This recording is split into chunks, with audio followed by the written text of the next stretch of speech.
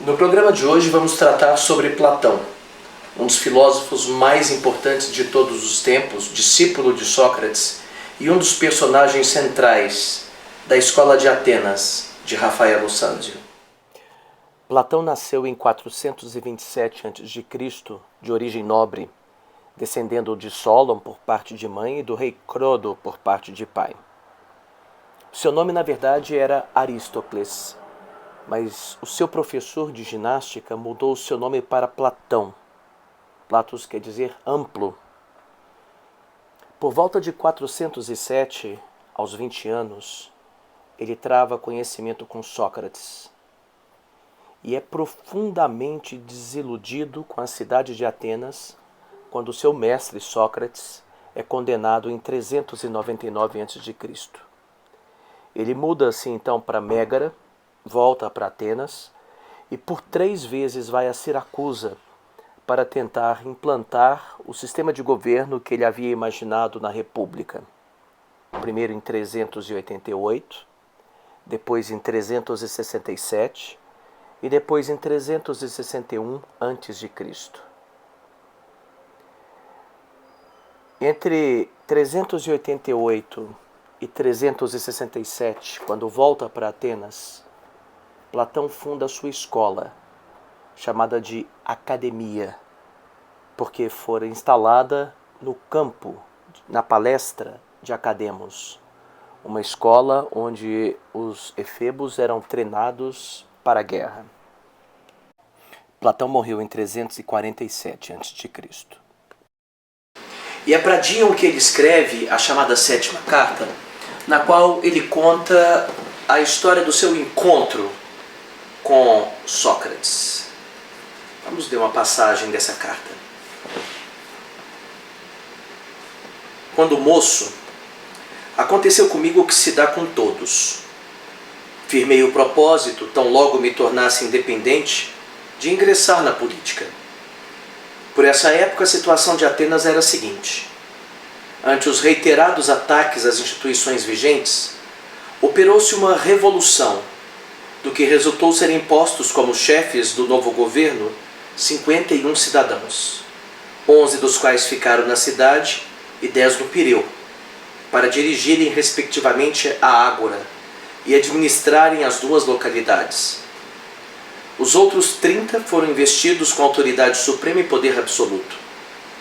Ora, acontece que muitos deles eram meus parentes e conhecidos, os quais logo me fizeram ver a conveniência de eu participar dos negócios públicos. Levando-se em conta a minha mocidade, não é de admirar que eu tivesse ilusões. Por isso imaginava que eles governariam a cidade, fazendo-a passar das vias da injustiça para as da justiça, o que me despertou a curiosidade de ver como se comportariam em semelhantes conjunturas. Ora, o que eu vi foi que em pouquíssimo tempo esses homens deixaram parecida a antiga ordem de coisas com a verdadeira idade de ouro. Como exemplo de suas arbitrariedades, bastará notar o que fizeram com meu velho amigo Sócrates, que eu não vacilo em proclamar o homem mais justo do seu tempo. Incumbiram-no de, com outros, trazer à força um cidadão para ser executado, o que era meio de obrigá-los a apoiar sua política. Porém, Sócrates não acatou a ordem, preferindo expor-se aos maiores perigos a tornar-se cúmplice de tais crimes. À vista de semelhantes fatos e de outros de não menor gravidade, senti-me revoltado e me conservei afastado daquelas práticas odientas. Pouco depois caíram os 30, e com eles sua forma de governo. De novo, embora com menor entusiasmo, fui tomado da paixão política e do desejo de participar da administração da cidade. Como resultado da agitação do meio, ocorreram então fatos revoltantes, não sendo assim de admirar que passassem da conta os atos de vingança pessoal, muito embora os exilados, de retorno, procedessem com certa moderação. Mas por um azar inexplicável, algumas pessoas de influência levaram aos tribunais esse nosso amigo, Sócrates. assacando-lhe uma acusação odiosa que ele absolutamente não merecia. Uns o perseguiram por impiedade, e outros o condenaram com o que fizeram morrer o homem que se recusara a tomar parte na prisão ímpia de um de seus companheiros de exílio, numa época em que eles próprios, exilados como aquele, se encontravam em situação inferior. Considerando esse fato e os homens que dirigiam a política, quanto mais estudava as leis e os costumes e com o tempo me tornava mais velho, mais difícil me parecia dirigir bem os negócios públicos. Nada era possível fazer sem amigos, nem colaboradores de confiança, o que não era fácil encontrar, por já não ser a cidade administrada de acordo com os costumes e as instituições de nossos pais. Só com muito trabalho se poderia adquirir novos. A tal ponto as leis escritas e os costumes se achavam desmoralizados, que eu próprio, a princípio, tão cheio de ardor para dedicar-me à causa pública, considerando a situação reinante e vendo como tudo se achava na mais completa dissolução, acabei tomado de vertigens. Todavia não desanimei de encontrar remédio para esse estado de coisas, sempre à espera da ocasião oportuna para poder agir. Por fim, cheguei à conclusão de que as cidades de nosso tempo são mal governadas, por ser quase incurável sua legislação, a menos que se tomassem medidas enérgicas e as circunstâncias se modificassem para melhor. Daí ter sido levado a fazer o elogio da verdadeira filosofia, com proclamar que é por meio dela que se pode reconhecer as diferentes formas de justiça política ou individual.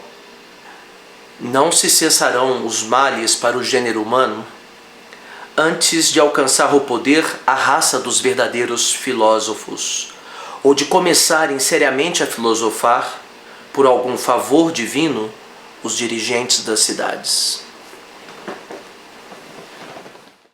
Imagina a nossa natureza relativamente à educação ou à sua falta, de acordo com a seguinte experiência. Suponhamos uns homens numa habitação subterrânea em forma de caverna, com uma entrada aberta para a luz, que se estende a todo o comprimento dessa gruta. Estão lá dentro desde a infância, algemados de pernas e pescoços, de tal maneira que só lhes é dado permanecer no mesmo lugar e olhar em frente. São incapazes de voltar a cabeça por causa dos grilhões. Serve-lhes de iluminação um fogo que se queima ao longe, numa eminência por detrás deles. Entre a fogueira e os prisioneiros há um caminho ascendente, ao longo do qual se construiu um pequeno muro, no gênero dos tapumes que os homens dos Robertos colocam diante do público para mostrarem as suas habilidades por cima deles. É assim que Platão inicia a alegoria da caverna, no início do livro 7º da República. Pessoas que nasceram acorrentadas no fundo da caverna de tal modo que só podem ver este fundo. Atrás dele há um muro e pessoas carregam objetos transpondo o muro.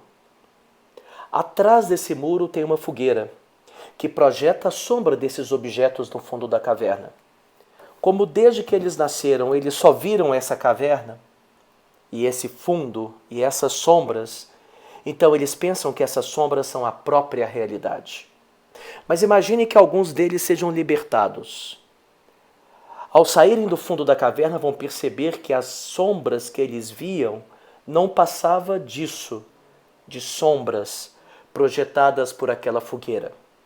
E se algum deles ainda sair da caverna, poderá ver que o sol é a fonte que ilumina tudo. A alegoria da caverna é um dos textos mais fundamentais de Platão. O que ele tenta expor lá é a sua teoria sobre o conhecimento, dentre outras coisas.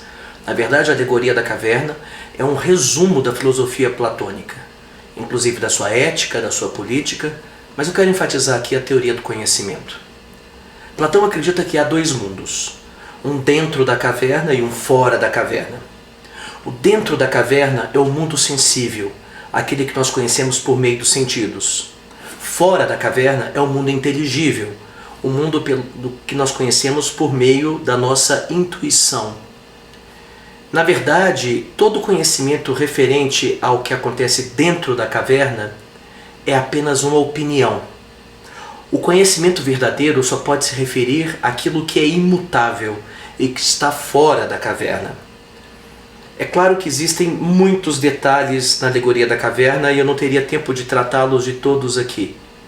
Mas essencialmente é preciso lembrar essa equivalência entre o conhecimento que é só uma opinião, que Platão chama de doxa e que se refere ao mundo sensível, e o conhecimento verdadeiro, cujo grau mais elevado é a noesis, a intuição.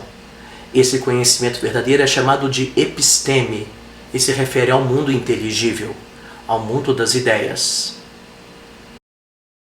No mundo existe uma diversidade de objetos. Por exemplo, uma diversidade muito grande de animais.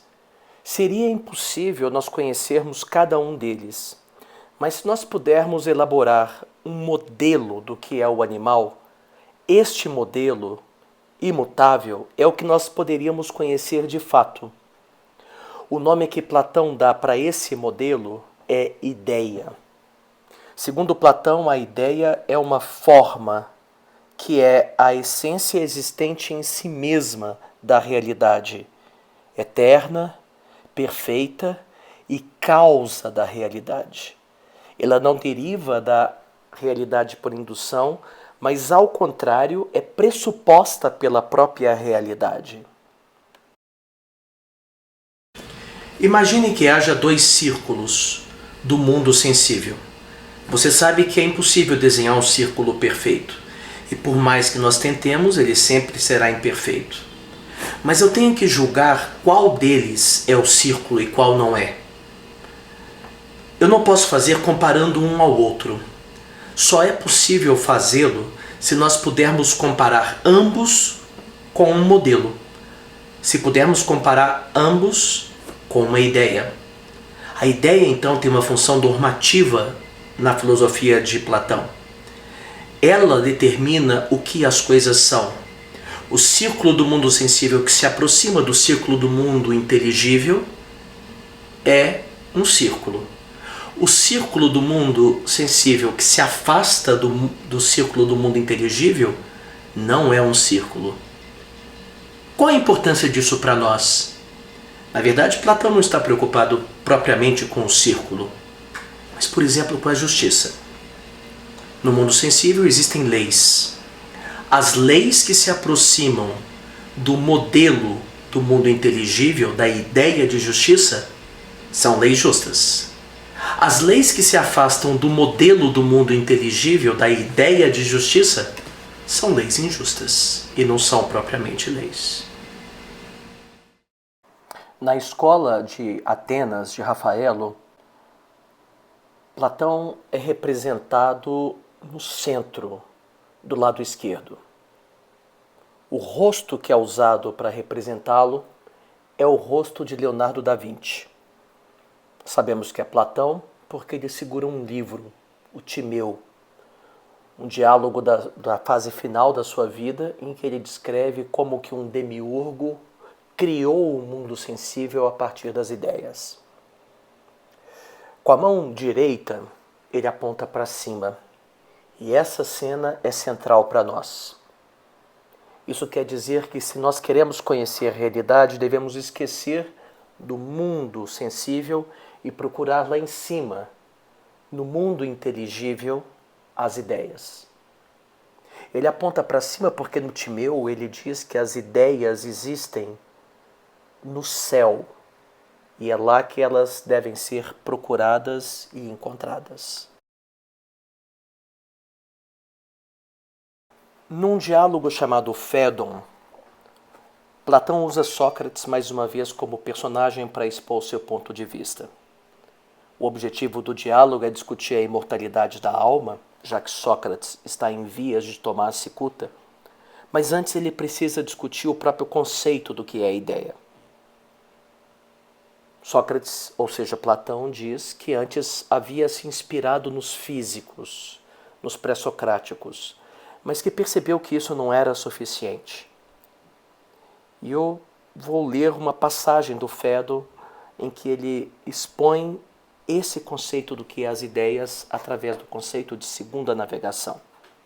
Ele diz assim: ardentemente desejaria eu encontrar alguém que me ensinasse o que é tal causa.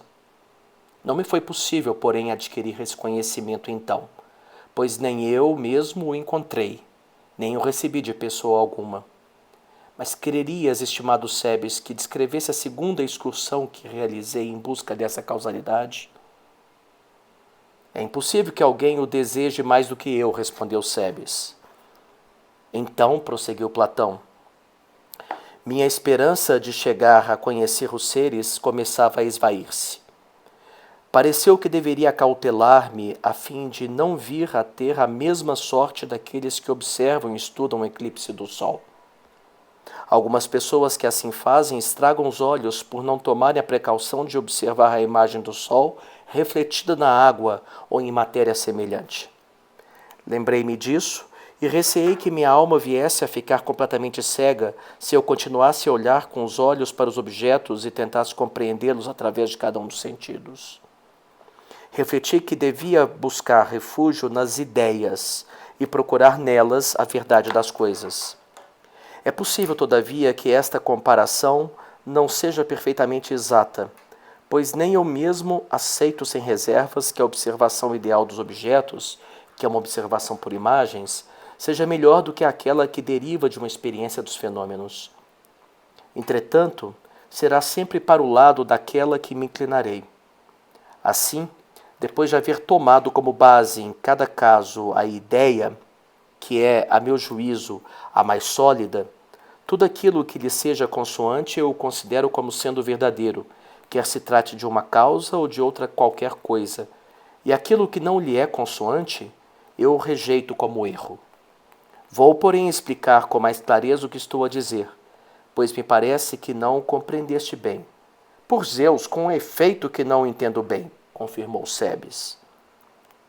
Quero dizer o seguinte, volveu Sócrates, e não estou a enunciar nenhuma novidade, mas apenas a repetir o que em outra ocasião, como na pesquisa passada, tenho me fatigado de dizer.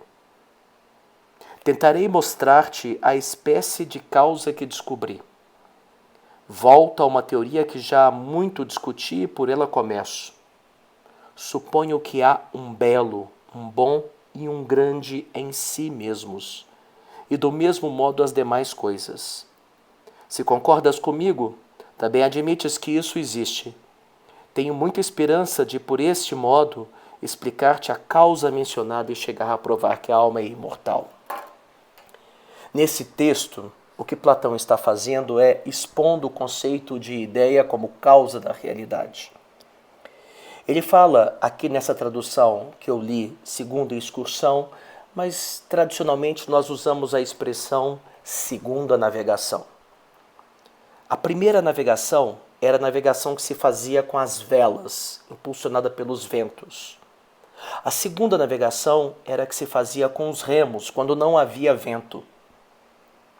O que Platão está dizendo é que os filósofos pré-socráticos que procuravam na physis uma arqué para explicar a realidade, que procuravam na natureza uma causa, um princípio para explicar a realidade, era como os navegadores que dependiam do vento.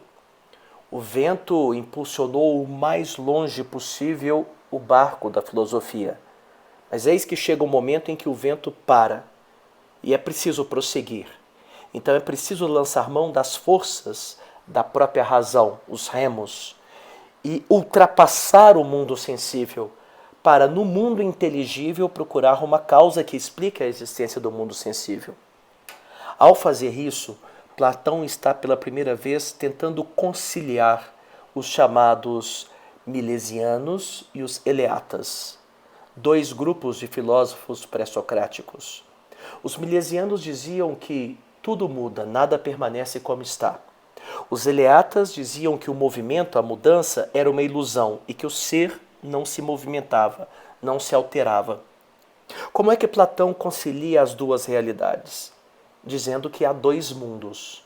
No mundo sensível, Heráclito tem razão, tudo muda. No mundo inteligível, quem tem razão é Parmênides. Nada muda. E, portanto, é somente este mundo que nós podemos de fato conhecer. A República é um dos livros mais importantes já escritos na história da humanidade. O objetivo de Platão é discutir o que é a justiça, mas também como deve se organizar uma cidade para ser justa. Sócrates, que assume o ponto de vista de Platão, está dialogando nesse momento com Glauco e pede que Glauco imagine uma cidade ideal. Numa cidade ideal, os artesãos são os melhores que existem e por isso a cidade se torna próspera. À medida que ela se torna próspera, ela passa a ter a sua riqueza invejada por outras cidades. Então ela precisa, além dos artesãos, de soldados, guardiões. Mas não basta os artesãos e os guardiões. É preciso também que haja chefes que coordenem todo o trabalho desses grupos. Ora, para que alguém seja um bom soldado, é preciso que ele tenha coragem. Em grego, andreia. E para ser um bom governante, é preciso que ele tenha sabedoria. Quando cada um desses grupos reconhece qual é a sua função, qual é o seu dever, a cidade é bem organizada. Mas não basta que cada um tenha claro qual é a sua função. É preciso que efetivamente cada um exerça a sua função. É preciso que a cidade seja governada por aqueles que são sábios. A maldição que recai sobre os sábios que não querem governar é ser governados pelos não sábios. A mesma coisa acontece com a coragem. É preciso que o soldado seja corajoso. E quando o soldado não é corajoso, por mais forte que ele seja, ele não defenderá adequadamente a cidade. Então não basta que cada um saiba qual é a sua função. É preciso que efetivamente cada um exerça a sua função. E é isso que Platão diz que é a justiça. Veja essa passagem da República. O princípio que de entrada estabelecemos que devia observar-se em todas as circunstâncias, quando fundamos a cidade, este princípio é, segundo me parece, ou ele ou uma das suas formas, a justiça. Ora, nós estabelecemos, segundo eu suponho, e repetimos-lo muitas vezes, se bem te lembras, que cada um deve ocupar-se de uma função na cidade, aquela para a qual a sua natureza é a mais adequada. Dissemos isso efetivamente, responde Glauco. Além disso, para executar a tarefa própria e não se meter nas dos outros, isso era a justiça.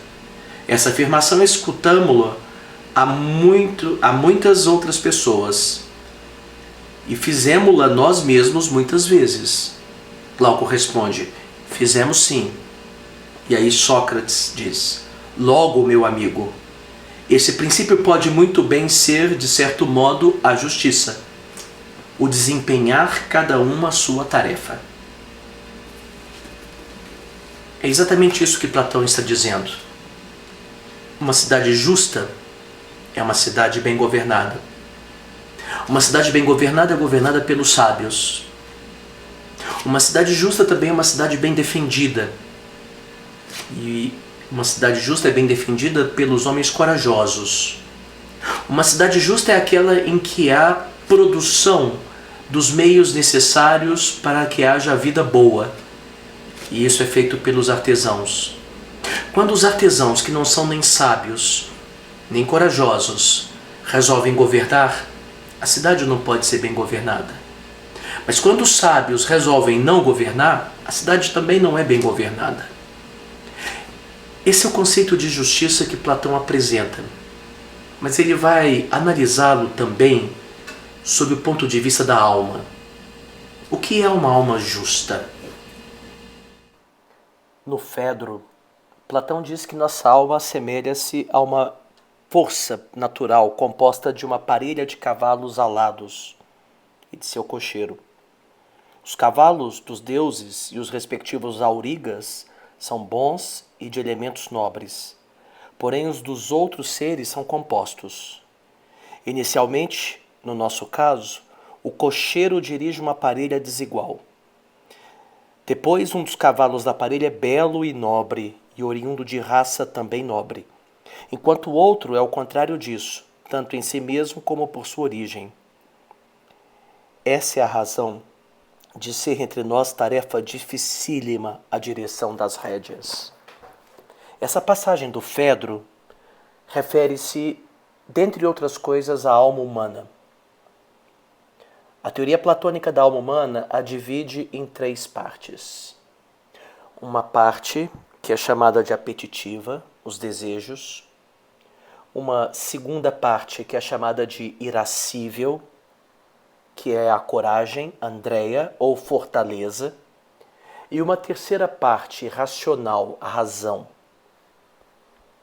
Ora, esses cavalos são difíceis de serem conduzidos pelo condutor, porque um deles, os desejos, é muito forte.